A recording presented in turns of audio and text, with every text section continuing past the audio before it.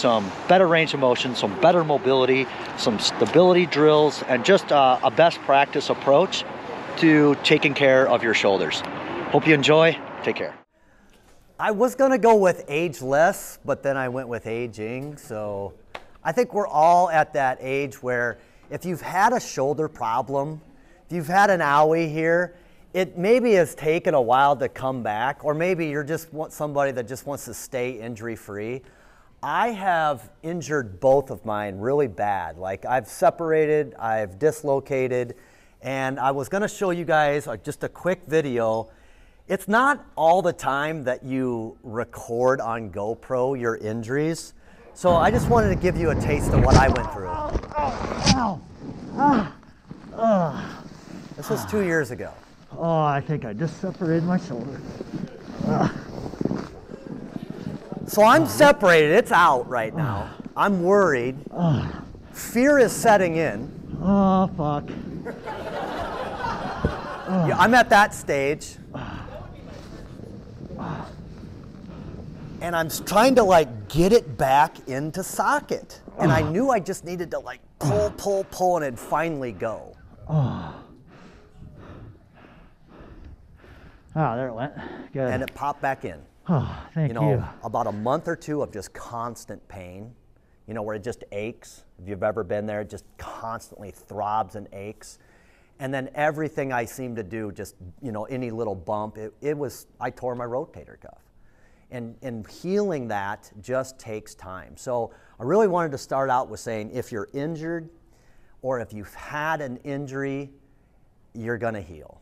It just takes time. And sometimes doing the right rehab makes all the difference. What I wanted to start out with tonight is just my standardized test for testing your shoulders. So this test is the Functional Movement Screens Shoulder Mobility Test. Looks like this.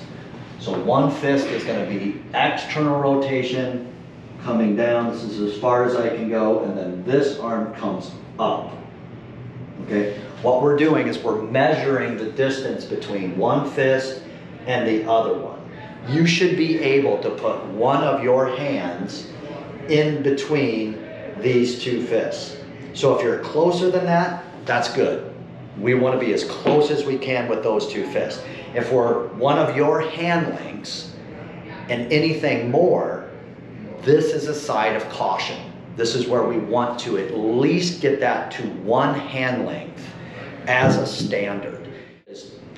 Just know where you're at and know that a few stretches per workout can get you, I guess, a lot closer than not doing anything. And the goal, again, is to be within one hand length between your right and left fists on both sides. Stay tuned. Let's do this. Where are you at? Let's test right now. Ball joint. And anytime you have a ball joint, whether it be your hip socket or your shoulder, it needs to move in 3 planes of motion. And the more mobile, going back to this mobile stable concept, the more mobile you can keep this shoulder, the better off you're going to be, okay? What you want to do around it is stabilize. So the scapula should be stable, all right? The elbow should be stable. The wrist should be mobile. You see how it works? It's always this mobile, stable concept, okay? So when we start with foam rolling, your first purpose, your first thing you should be doing in the gym is to get this as mobile as you possibly can. So I'm going to walk you through just a couple of basics, and then we're going to test again. And my purpose tonight is just to get your shoulders feeling a little bit better than what we tested. Fair enough? So let's start out with just this flexion and extension. What I'll do is, if this is my low back and this is my upper back, I want you to find what you think the intersection of your low back and your upper back is. It's usually right at the bottom of your rib cage. Okay, once you find this, I want you to go up one vertebrae at a time. So what I'm going to do is I'm going to go all the way back into extension. I'm going to breathe and come back. Then I'm gonna move up one more, go back into extension, and just keep going up the ladder. If someone needs a foam roller, there you go. And let's take like 2 minutes just to take vertebrae by vertebrae all the way up to your neck, nice and slow with this extension movement, and try and time this with your breath, if you can. I had this slide, I just thought it was really cool. I was gonna go somewhere with it, but I did wanna make one point that when you look all throughout time, the human body is meant to throw, okay, and go into large ranges of motion. And I was trying to make a correlation between, you know, time and everything, but I looked at this like, look, methods are many, right? Stick with the principles. Like there's always gonna be a new method. If you guys noticed, like within healthcare, there's always this new drug or there's this new way of treating the body. Like stick with the basics and you'll always be good. So I wanna teach you some of those basics. So here's the next thing. So once we get flexion and extension, well, the next movement is usually some type of rotation. So what I wanted you to do is lay where, if you guys can see me, I'm gonna have my foam roller right on my knee, just like this. This exercise, the shoulder windmill flow, really is all about just getting the rotation at the shoulder joint. I want that glenohumeral joint, the shoulder joint, to have as much internal right here as you see, and external as I flip over my hand, going through that windmill pattern, back and forth. This is probably gonna take a minute per side, so be very slow and controlled and go slow through your sticky points. Here's basically a half kneeling version of the same thing. Find a wall.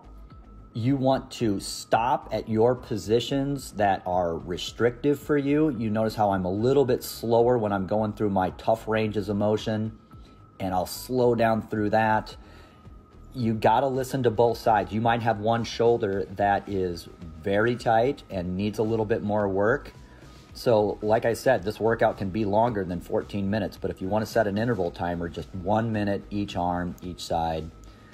And here we go with the fifth pattern, which is our pull pattern. First exercise, the office routine. There's more exercises than just this hands together, you know, trying to get your shoulder blades squeezing together. I'm trying to activate everything on the posterior chain. I'm really trying to get it not only into extension, but get my shoulder blades to pull together, stretching out my chest. I want to be nice and tall with my posture. And you just got to work with this one. But this one, for anyone that sits, great exercise. So I do want to make this point. If you are somebody that noticeably improved just from doing some foam rolling and some positional stretching, that's all you need. That's all you need. Keep with that, go to class. If you're somebody that did that, didn't really improve that much, it just might mean that you're tight somewhere else, okay? So what we're gonna do is, I think a lacrosse ball works a little bit better. There's 2 spots that I wanna hit. Now, if we're in the gym and we have, you know, the squat racks and everything, I like to take a lacrosse ball. Let's say this is my rack over here. There's 3 steps to improving your shoulder mobility. The first phase is to work with the tissues of the chest and shoulder to break up any trigger points that may be causing some of the restriction. One way you can do that is to grab a lacrosse ball, find one of these columns, and use just a little bit of body pressure into that pec tissue or a foam roller to the tissues that are tight and mobilize. The second step of shoulder mobility is to stretch. You have to get into the position that you're struggling with and spend some time underneath that tension. So we got the tissue phase, the stretch phase, and then building stability phase. Slow and controlled builds stability. When you slow down movement and be controlled with the range of motion inside the pattern in which you're trying to